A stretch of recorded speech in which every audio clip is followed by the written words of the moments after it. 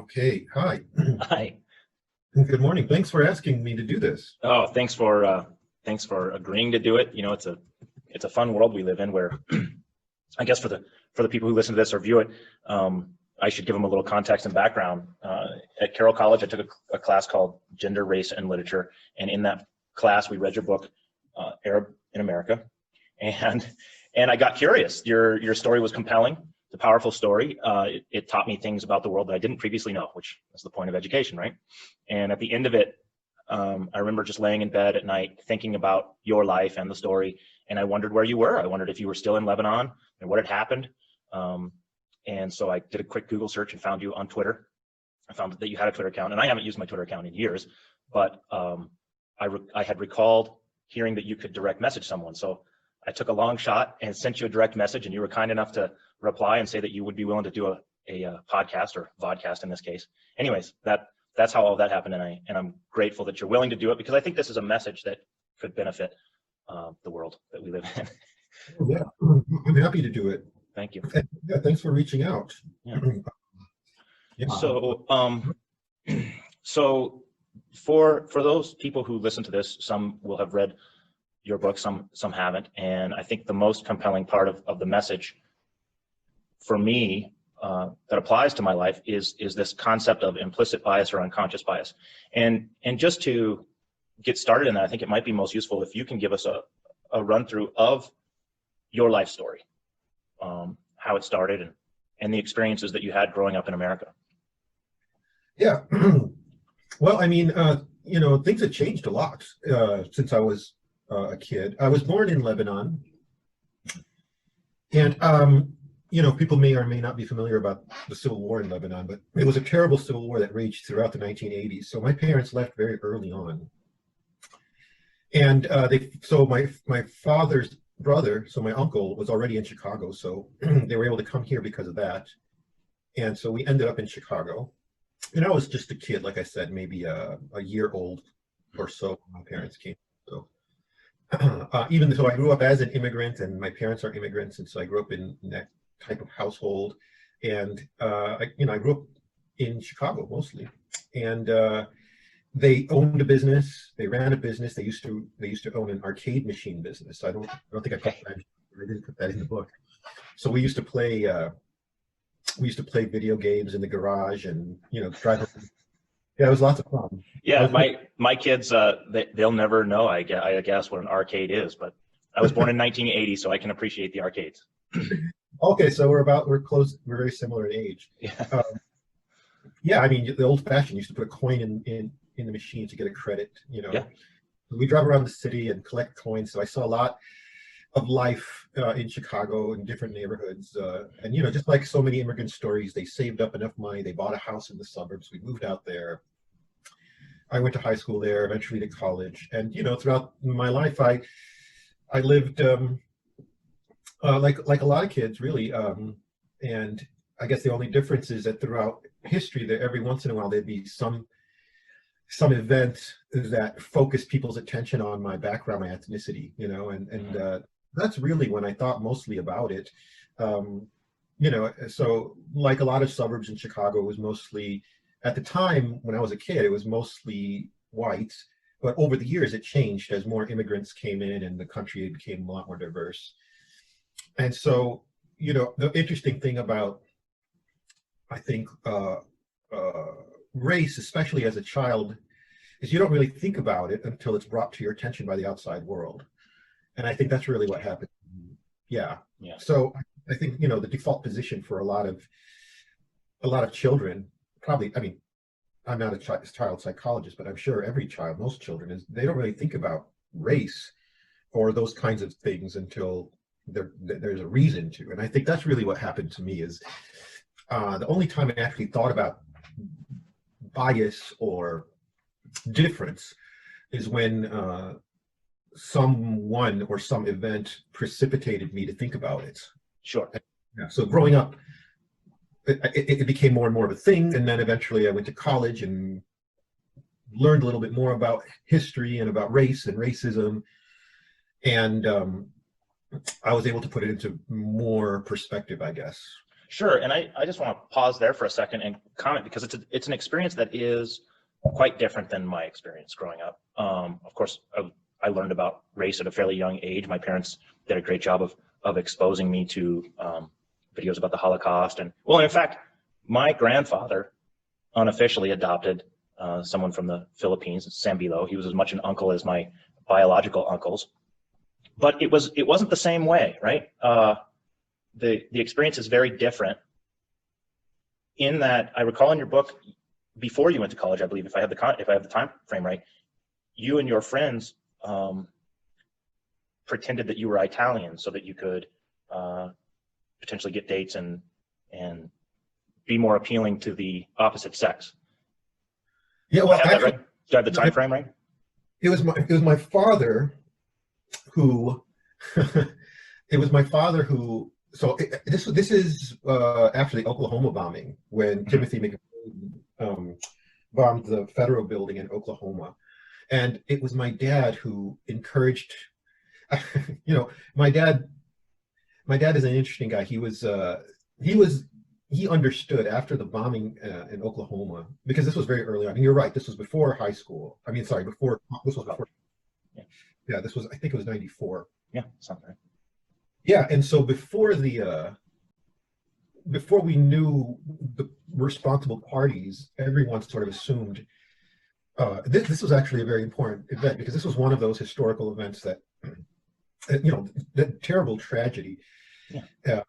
But it was one of those events that really focused my attention on race, and so it was my dad who said, "Oh, it must." Everyone thought it was going to be Middle Easterners or Muslims. I remember the event. Yeah, that's accurate. Myself and people in my circle felt the same way. Yeah, and they still do that in the news today. Whenever there's an attack or there's a bombing, one of the things, the first topic of discussion is whether or not it's terrorism, right? And what they mean by that is they're trying to figure out if it's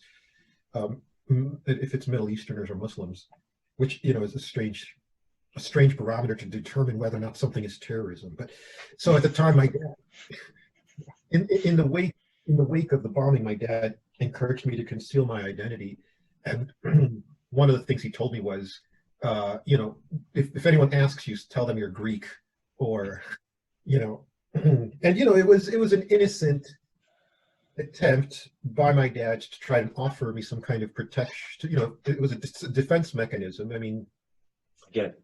Yeah, I don't want to feel like I'm throwing my dad under the bus. No, yeah. Well, but I mean, yeah. Yeah, it was well-meaning. I understood what he was trying to say, and so yeah, there were historically. I mean, I've never done it, but I remember there have been times in my life when people have said things like that. Well, because a lot of it also is because in the United States, until I guess relatively recently, people from the Middle East or maybe from Pakistan, I guess, or India, sometimes we're ethnically ambiguous, because the dominant non-white groups in the United States are African Americans and Latinos.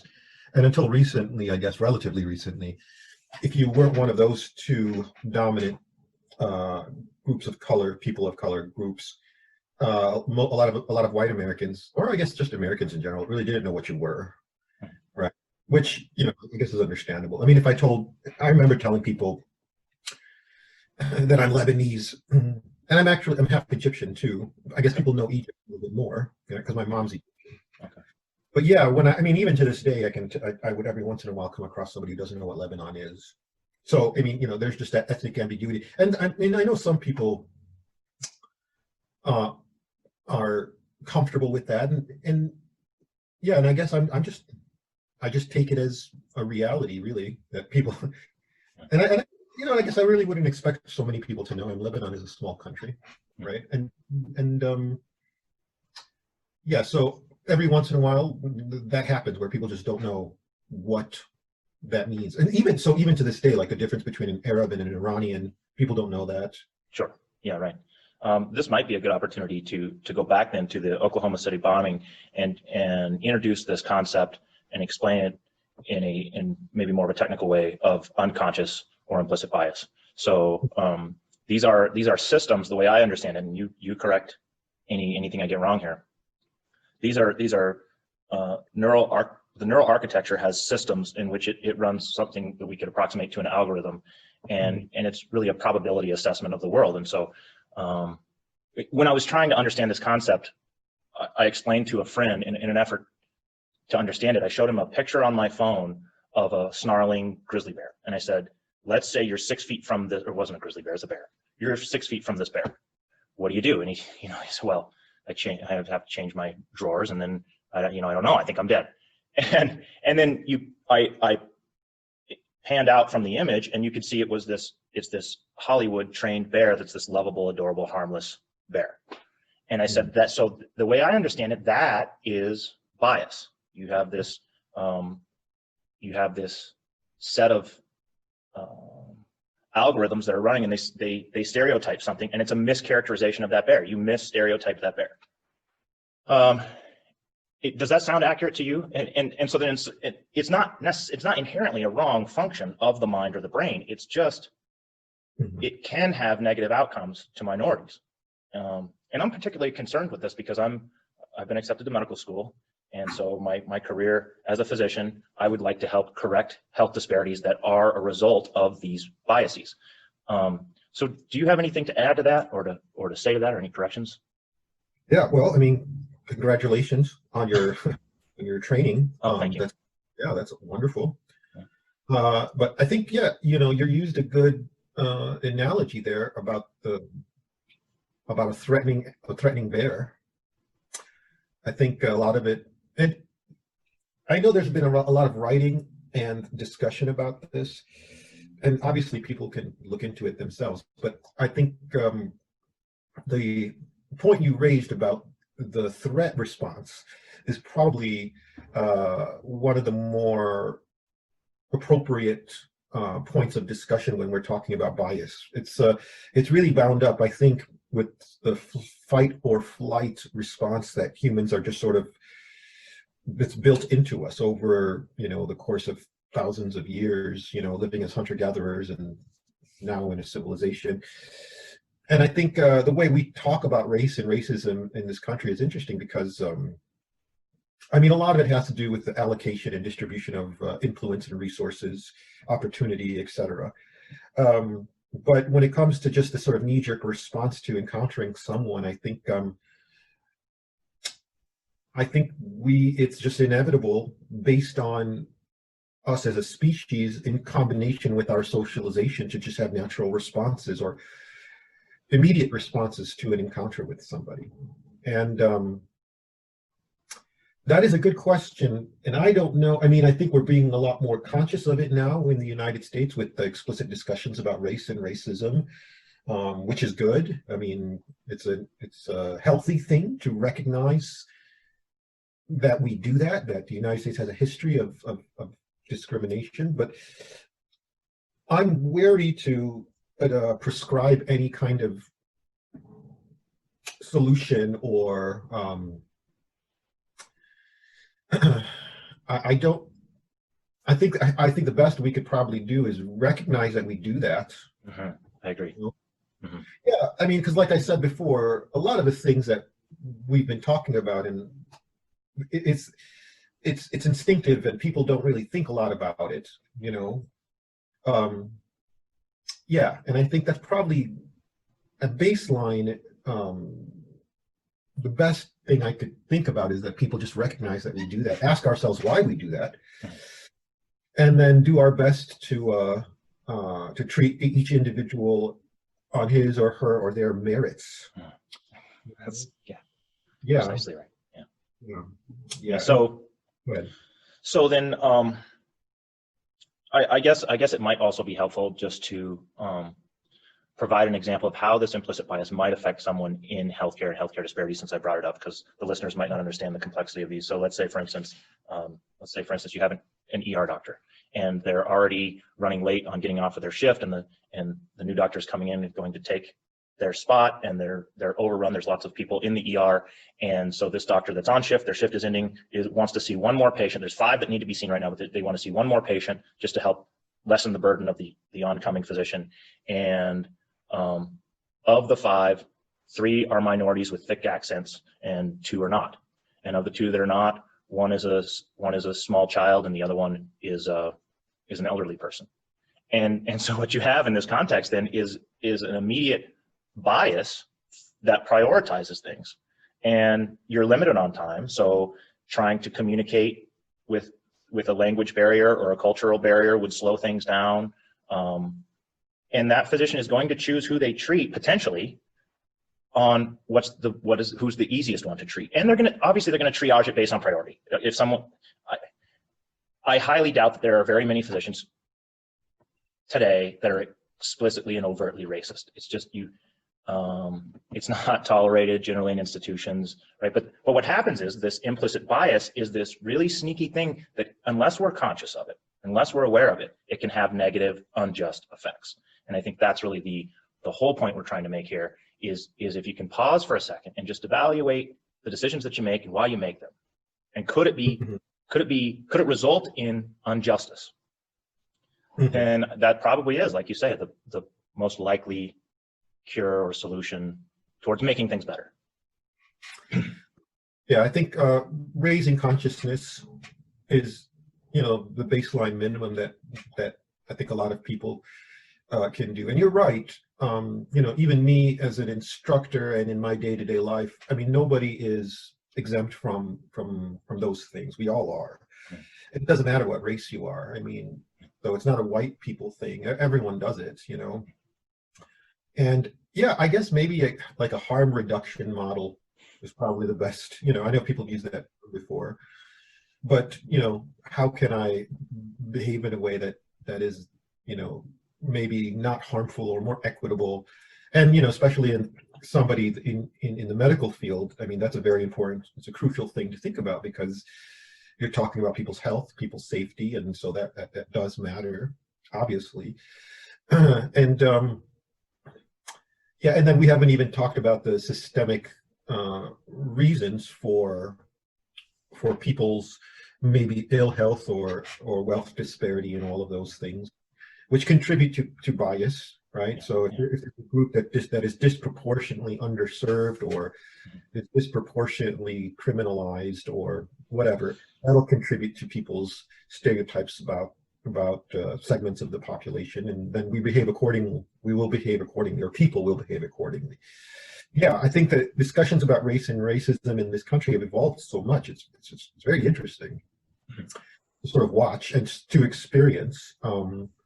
And yeah, I mean, the first step towards, I guess, addressing it is just recognizing that we do that, And I think so. One of the interesting things about what's happened also is that people have stopped saying things like "I don't see color," or the idea of being colorblind, right? That's always been kind of fishy to me, because it's not, everyone sees. We can't help it. When you first encounter somebody in any setting, you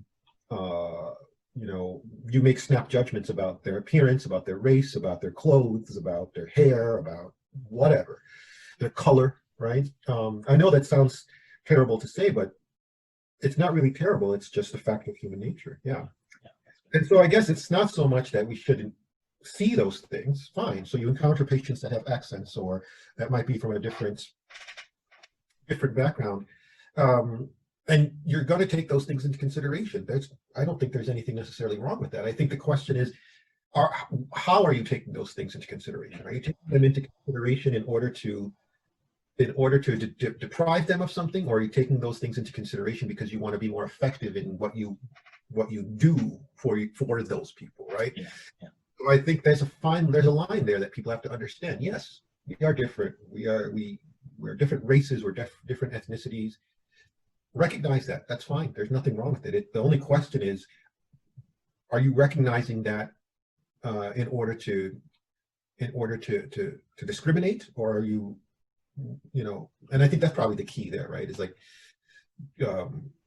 if you have the power or the ability to deprive or deny someone of something based on something as arbitrary as that, I mean, that's, that's in essence the definition of discrimination. Mm-hmm. That's right. Yeah. The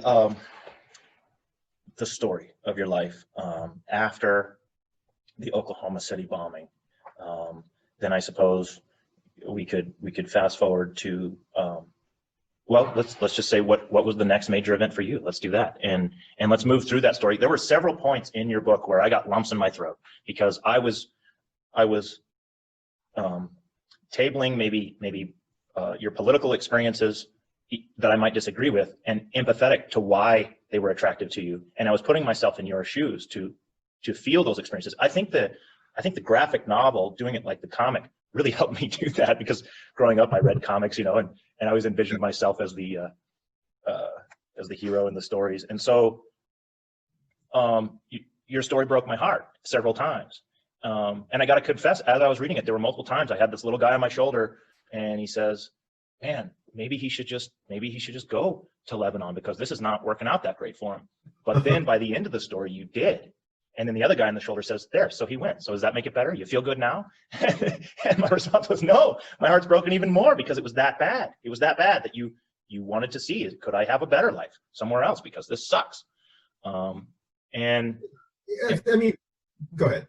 Yeah. So that was the impression that it gave me, and that was how it opened me up to the idea that maybe I can act differently, that can help someone feel more welcome and less alienated in this country. Yeah,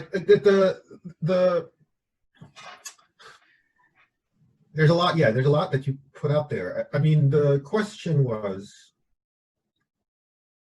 I think this. So this was the when I made the book, it was in aftermath of 9/11. Mm. So it was really that precipitous event that accelerated my thinking about these things. And I often think about that, how, that was a very formative historical event for the Arab, Muslim, Middle Eastern community in the United States. I mean, up until that point, I don't think people really thought much about the Middle East or thought much about Islam, or, I mean, I know I'm speaking in very general terms, and it happened, I forgot how old I was like 21 or something like that, so it was very early, I was just a young person. And I think in the aftermath of that event, there was all of these editorials and news coverage and commentators and also personal interactions, where after a while, I think it was just this brief little concentrated moment of a few years where it just became so exhausting, because that's all everyone was thinking about. That's all. It's kind of like today, where all everyone talks about or thinks about is the coronavirus, right? It is exhausting. Yeah. Yeah. And could you imagine if you're one of the subjects of that, and like everywhere you go, like the first question they ask you is, where are you from? And you have to explain it all. And then, yeah. And I think, the way that I think, and I was a lot more politically active when I made the book too. So I think I was trying to make some really big political points. So, I crammed it all in to this place. Yeah, so it was definitely a political motivation for me to try and make a point, trying to make a point about race and racism. I think, and part of it also is that it's entertainment, so it's a book, and so I want to make sharper points than I probably would make in a discussion like this. I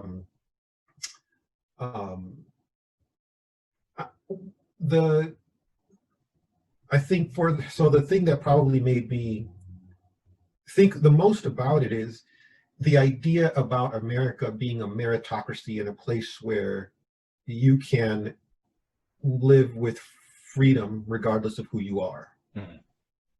And I told you I grew up here, and that's what I was taught. Mm-hmm. I think a lot of Americans are taught that and believe that, and I was trying to make a point, I think, that we're not there. Yeah, despite that idea, mm-hmm. Not everyone can sort of enjoy that, and And things have changed. Obviously, the country's become much more diverse in the past 20 plus years. Um, I think the people in this, because of that diversity, people are a lot more exposed to different ethnicities and different backgrounds. Um, a lot more people have friends and even family members from different ethnicities and different backgrounds, and so I think I was I, I'm very encouraged about that. You Yeah, know, me too. yeah, there's a lot more tolerance in the United States. So yeah, I guess I should probably emphasize that the book is really a product of the aftermath of 9/11. I mean, I really started working on it almost immediately after 9/11, and I do appreciate how the cover has the American flag upside down. I actually didn't notice that until I had finished the book and I closed it and it was just sitting on my desk, which is for those that don't know, it's a call for distress. yeah, yeah, That was very fitting. And I appreciate what you just said. That harkens to the idea, the claim, and the aspirations to form a more perfect union. And that sort of is the idea of America, that we didn't start out that good. We had it was slavery, but we've been working towards it. We've made huge gains. And so it is my hope that through conversations like this in your book and raising awareness of these ideas that we can form a more perfect union. And yeah, yeah. Also, I mean, that's another thing too. There's a lot of talk about identity politics Hmm. in recent years. When I went to college, this is when this is a very early time when these issues of identity were being raised, and so I was I was in that early discussion, and I think that was another motivation for me is to sort of stake a claim for. And I know there's discussion about whether or not identity politics is good or bad or healthy or unhealthy, and that's a different discussion. We won't have that now, but I remember wanting to sort of speak for myself. And Edward Said talks about the ability to narrate, to speak for yourself, and the coverage of the Middle East and of Middle Easterners in the United States has really historically been very bad, very biased. Mhm. In the media, in the movies, in the news. I mean, it's just always either uninformed or just terribly anti-Arab or Muslim. And I think that was another motivation, is that I wanted to be able to make a cultural, artistic, literary contribution that came from my perspective and my identity, and that was a big motivator for me. And you talked about going places. I mean, I have been to Lebanon, I've been to the Middle East, but I don't really think it's a question of going anywhere, because there's no shelter from any of this. Also, I guess that's another thing, is that I didn't really realize how American I was until I visited other countries. I imagine. Yeah, I imagine. Yeah, yeah. And then one of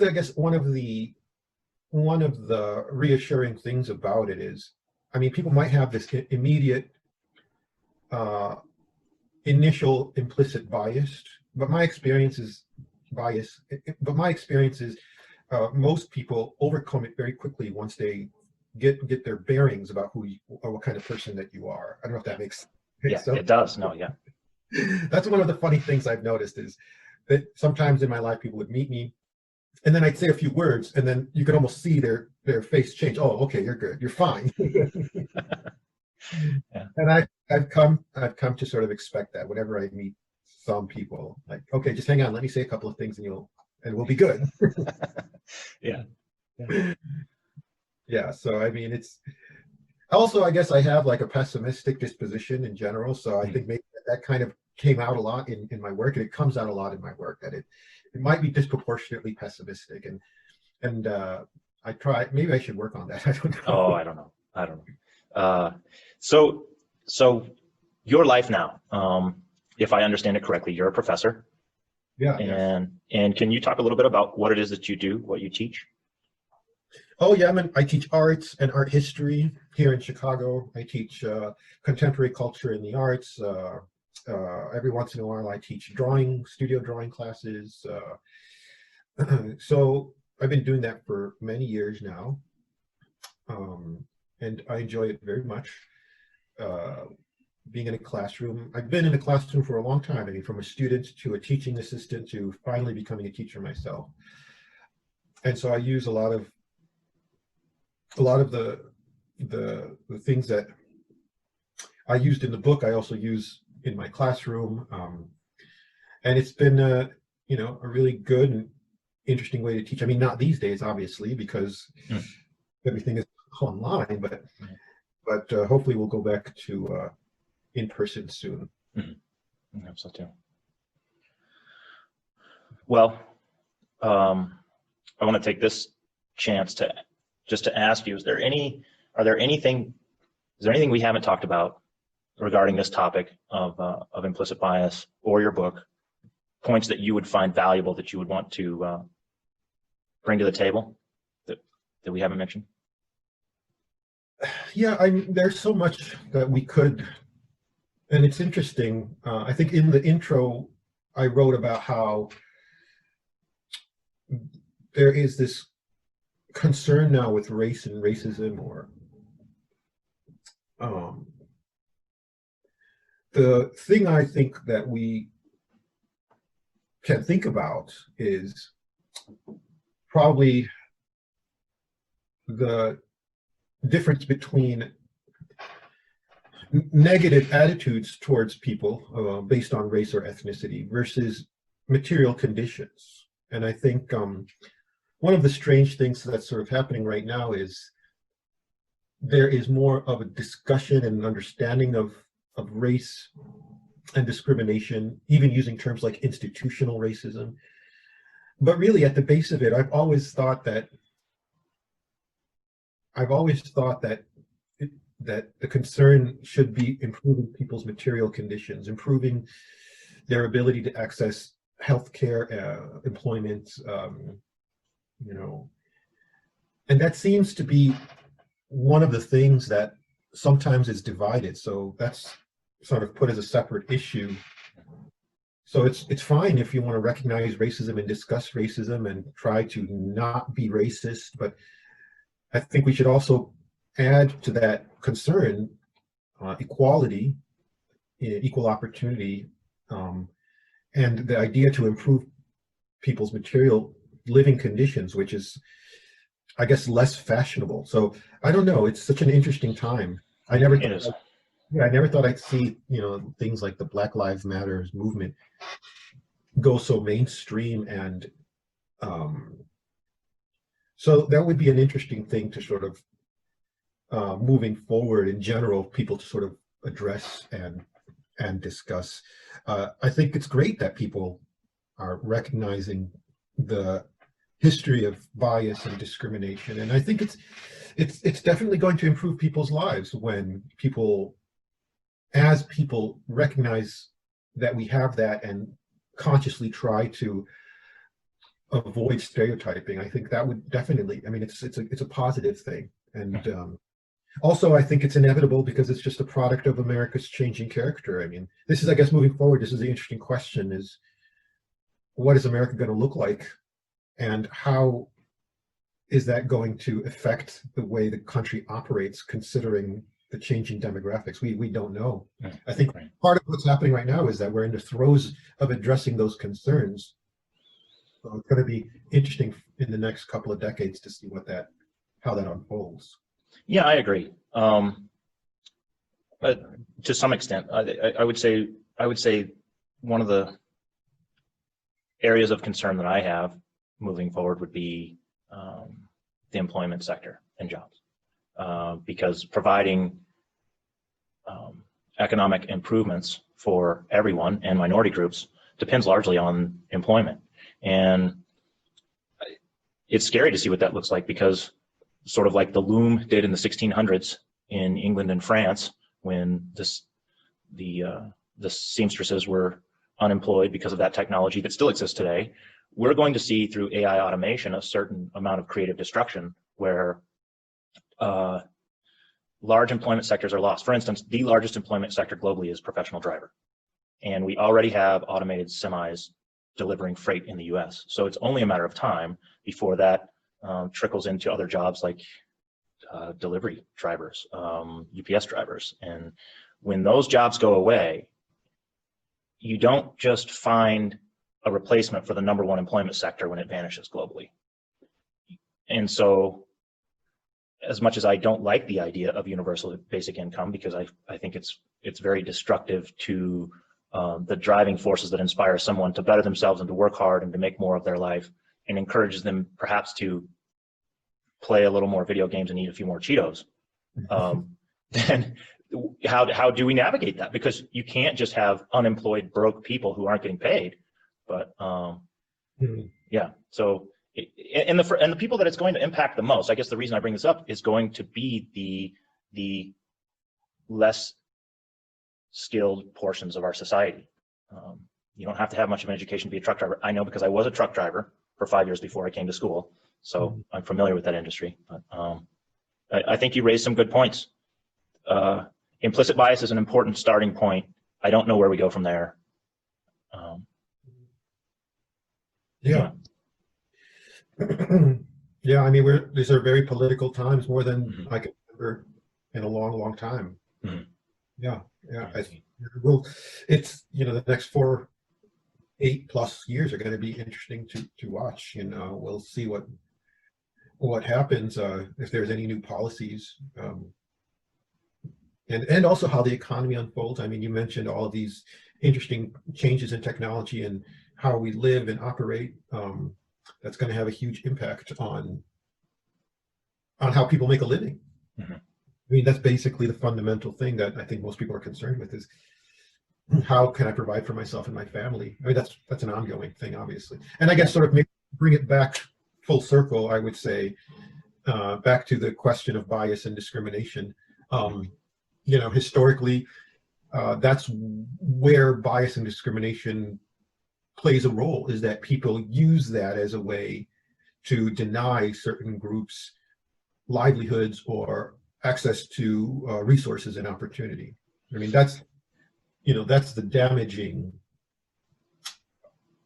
legacy of bias and racism, to use someone's ethnicity or skin color as a means or a measure by which to provide opportunity or access to opportunity, and deny one person those things. And I think that's probably the question, right? This is where those two things come together, right? The question of material conditions and the question of race and racism, right? And I think that trying to separate those two things is not good, right? Trying to understand how one thing affects another is useful. And I guess probably the effort moving forward is to have a way where people's material conditions or people's ability to have access to opportunities are not denied based on something as arbitrary as race. Right. Right. Yeah, that's right. So I suppose, at the risk of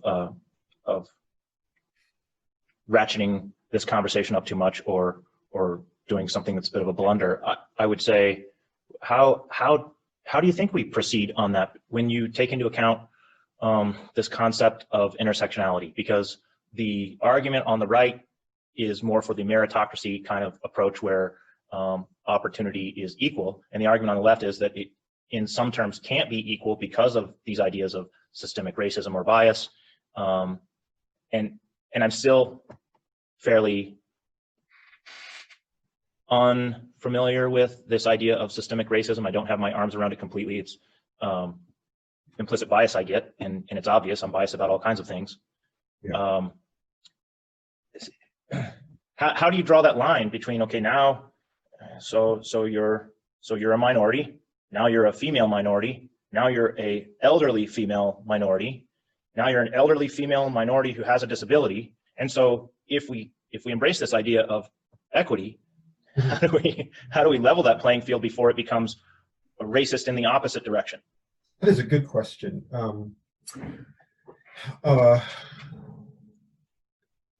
The question of intersectionality, which really has been dominating the discussions of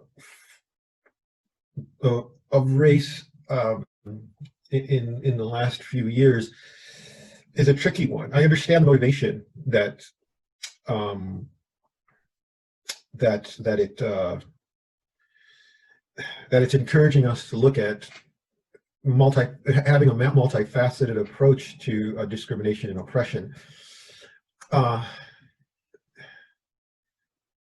but you're right about the question of equity, right? And there's more and more of a discussion about equity, which is, I guess, distinct from equality. And Okay.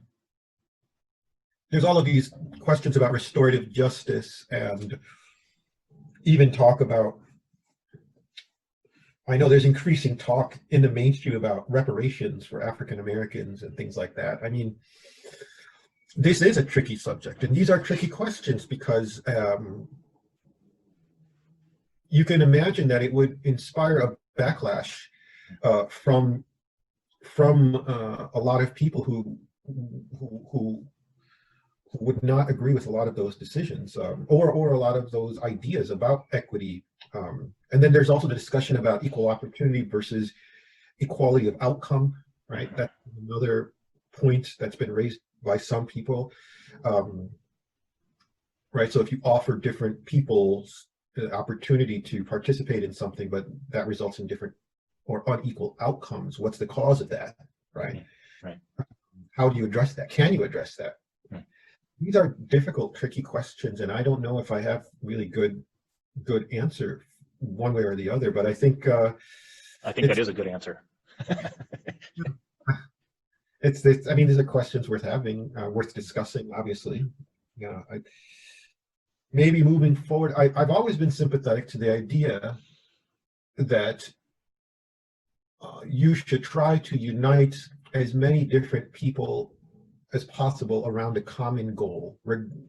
So finding the baseline common denominator that people of as many races and as many backgrounds can agree upon, and try to unite them around that, because obviously we all have different perspectives. Mm-hmm. But I've always thought that was probably the best approach to have. That's good. So that makes me wonder, because by the cover of your book, I would say that you are employing nationalism as the uniting symbol for your call here, right? Obviously, religion is is not something to try and unite everyone around. Are there any other topics that you think, other than liberty, maybe? I mean, those then are ideas that are encapsulated within the American idea and nationalism. Yeah, I think probably nationalism. I don't know. I mean, nationalism maybe inadvertently, because like I said, I grew up here. I think Americans have a tendency to agree that people should have the right to be left alone. I don't know if that makes sense. It makes sense to me. Yeah. I mean, there's that kind of libertarian streak in American. It seems like it's fading away, but growing up, I've always felt that you could make that appeal to Americans, and they'd understand it. That, look, I'm not hurting anyone. Mm-hmm. I don't want anyone to hurt me. Mm-hmm. Let me live my life, and I'll let you live your life. Mm-hmm. That's always been like the most common sense argument to me. I don't know. Maybe I have a little bit of a libertarian streak. It sounds like it. Yeah, I think it just makes sense. Like, I'm not hurting anyone, right? So leave me alone, right? Yeah. And I think that's probably the appeal that I was trying to make. That I'm not a Muslim. I might have been born in Lebanon, but growing up, didn't have much of a connection to that part of the world. I live here. I didn't hurt anyone. Can you leave me alone, please? It's like that's basically what, I mean, when you put it that way to most Americans, though, I think most Americans would be like, okay, that's fair, right? Right. Yeah, I agree. So that's been my thinking, right? I think Americans have a sense of justice, right? And maybe that's kind of another thing that I thought about, right? Or still think about. I think that's one of the reasons why the discussion or the discourse about race is also so prevalent, is because uh, I think Americans have this inherent idea that you should not be blamed for the actions of others, right? Yeah, Indeed. yeah. And that's probably maybe one of the problems with intersectionality, is that it's so preoccupied with history in the past versus people who are alive today. And that's maybe an issue, right? How can I account for actions of my ancestors? Or how can I account for people who look like me who did something bad? I can't. You can't expect me to do that, right? Like, if you go out and do harm somewhere, you wouldn't want the authorities to come and arrest your son or daughter because you did some harm, right? That's right. Yeah. But on the other hand, there's still the legacy of, like we mentioned, slavery and things like that. I mean, that's probably why we keep having this discussion, because we're still living with the legacy of those things. Yeah, but